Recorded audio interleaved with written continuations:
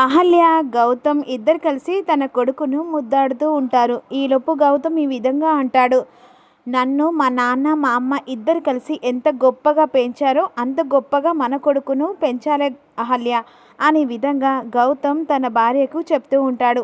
కానీ అహల్య మాత్రం భానుమతి చెప్పిన మాటలు గుర్తు చేసుకుంటూ బాధపడుతూ ఉంటుంది.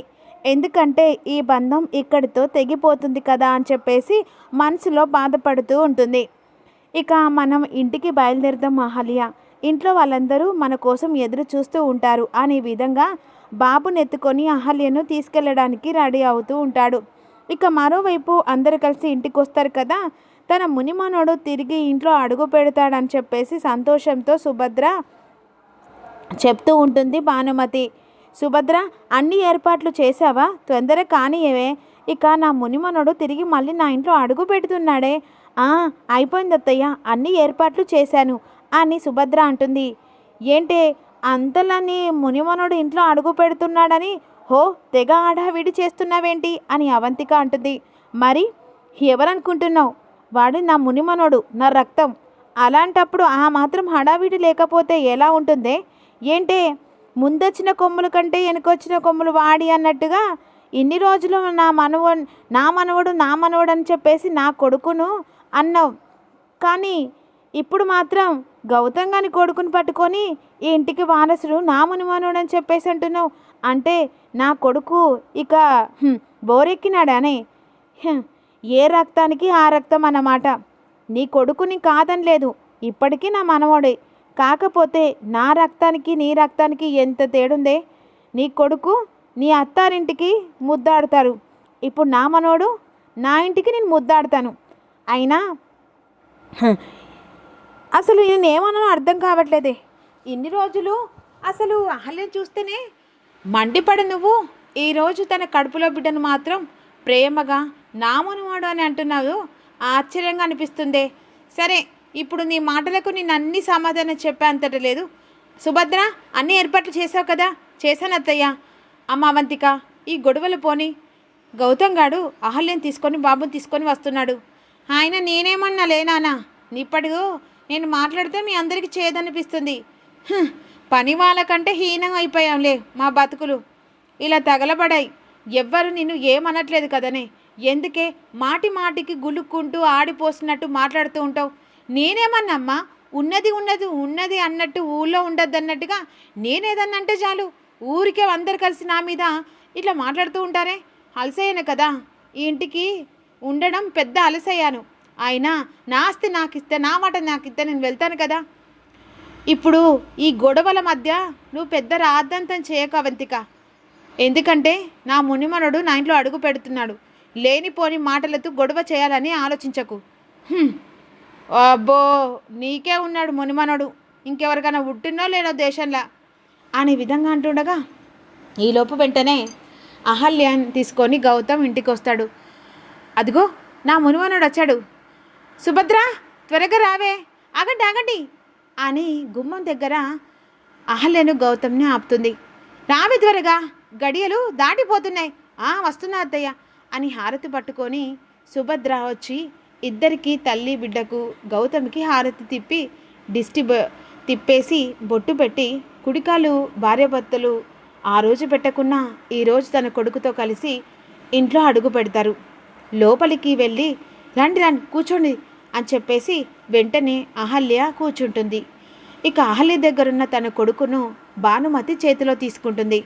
చేతిలో తీసుకొని ఈ విధంగా అంటూ ఉంటుంది, ఇక నుంచి నా మునిమనోన్ని నేను ఒక్కదాన్నే కాదు అందరూ చూసుకోవాలి అనే విధంగా భానుమతి మాటలు అపార్థంగా అనిపిస్తాయి. ఆ సమయానికి అర్జున్ ప్రసాద్, ఏంటమ్మా మనం ఎందుకు చూసుకుంటాం? కన్న తల్లి అహల్య ఉంది, ఏదైనా ప్రాబ్లం అయితే చూసుకోవాలి కదా. ఇంత మికుటం దాకా వచ్చిన తర్వాత నేను చెప్పకుండా ఎలా ఉంటాను? అసలు ఈ ఇంటికి దానికి ఎలాంటి సంబంధం లేదు. అది కొడుకును, కానీ నా కొడుకును నా చేతిలో పెట్టి అది ఇంట్లో నుంచి శాశ్వతంగా వెళ్తానని నాకు మాట ఇచ్చింది. కావాలంటే అదే ఉంది, అడగండి అని భానుమతి అంటుంది. అర్జున్ ప్రసాద్, సుభద్ర, ఇక గౌతమ్ షాక్ అయిపోతాడు. ఏం మాట్లాడుతున్నావు నానమ్మ? పిచ్చిగానే పట్టిందా? అహల్య ఇంట్లో నుంచి వెళ్ళిపోవడమేంటి? చెప్పాను కదరా, ఇందాక వచ్చింది పీక మీద కత్తిలా అయింది కాబట్టే ఎన్ని రోజులు దాని మీద ప్రేమతో నేను చూసుకోలేదు. తన కడుపులో నా ఇంటి వారసుడు పెరుగుతున్నాడని దాన్ని జాగ్రత్త పడవన్నాను. అంతేకాని అది నా ఇంటికి కోడలు, ఈ ఇంటికి ఇక రాజ్యం ఏలుతుందని చెప్పేసి దాని మీద ఎప్పటికీ సానుభూతి కాదు కదా. కనీసం మనసు కూడా లేదు.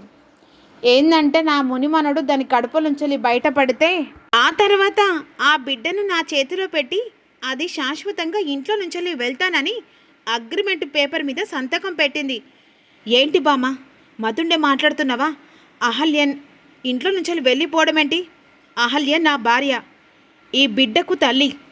అలా అని చెప్పేసి అహల్య ఇంట్లో నుంచి వెళ్ళిపోవడం ఏంటి అని అంటుండగా, ఒక్క నిమిషం రా అని లోపలికెళ్ళి అగ్రిమెంట్ పేపర్ తీసుకొని వస్తుంది. ఇక వెంటనే గౌతమ్ చేతిలో పెడుతుంది. ఇప్పుడు చూడురా, దాని మీద ఏముంది? అది చదివి అహల్య ఎందుకు సంతకం పెట్టిందో అడుగు. ఎందుకంటే మాట ప్రకారం ఇంట్లో నుంచి వెళ్ళిపోతానని సంతకం పెట్టింది. ఏంటి అహల్యది సంతకం ఏంటి? అసలు నానమ్మ ఏమంటుందో నాకు అర్థం కావట్లేదు. నువ్వు బిడ్డను కానీ ఇంట్లో నుంచి వెళ్ళిపోవడం ఏంటి? అవును గౌతమ్ గారు, నేను వెళ్ళిపోతానని మాట ఇచ్చాను. ఎందుకంటే ఈరోజు మీరందరూ బాధపడాల్సిన కారణం నా వల్లే కదా. అందుకనే నా బిడ్డను మీ చేతిలో పెట్టి శాశ్వతంగా మీకు దూరంగా ఉండాలని అగ్రిమెంట్ పేపర్ మీద సంతకం పెట్టాను. ఇక నాకు ఈ ఇంటికి నా బిడ్డకు ఎలాంటి సంబంధం లేదు. దయచేసి అపార్థం చేసుకోకుండా నేను ఇంట్లో నుంచి వెళ్ళిపోతాను. పిచ్చిగండి పట్టిందా నీకేమన్నా? ఇంట్లో నుంచి వెళ్ళిపోవడం ఏంటి? ఎక్కడికి వెళ్తావు? నువ్వు నా భార్యవి, 3 ముళ్ళు వేసినా నా భార్యవి. ఇప్పుడు వీడికి తల్లివి. అయినా మా బామ్మ ఏదో చెప్పిందని చెప్పేసి నువ్వు సంతకం పెట్టడంలో అర్థమేమన్నా ఉందా? అమ్మా, నీ పిచ్చి పిచ్చి ఆలోచనతో తల్లి కొడుకును విడగొట్టాలని చూడకు. ఏంట్రా, ఏంటి ఓ లావుగా మాట్లాడుతున్నారు? అది ఇంట్లో ఉండడానికి వీలేదు. ఖచ్చితంగా అది ఇంట్లో నుంచి బయటికి గెంటాల్సిందే. మీకు ఇష్టం ఉన్నా లేకపోయినా సరే అది ఇంట్లో నుంచి శాశ్వతంగా వెళ్ళిపోతుంది. ఇది నేను ఫిక్స్ అయిపోయాను. అది సంతకం పెట్టింది. దాని బిడ్డ కోసమే ఇన్ని రోజులు దాన్ని భరించాను, సహించాను.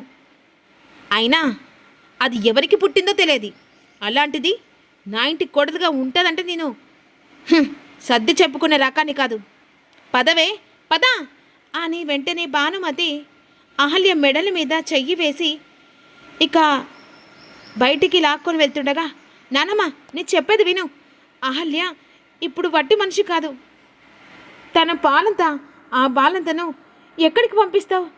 ఎక్కడికని పోని, గంగల సావని, నాకనవసరం అని వెంటనే బయటికి గెంటేస్తుంది. అసలు ఇది కలనా నిజమా అనేది అప్కమింగ్లో తెలుసుకుందాం. నిజమైతే గౌతమ్ ఏం చేస్తాడో తెలుసుకుందాం.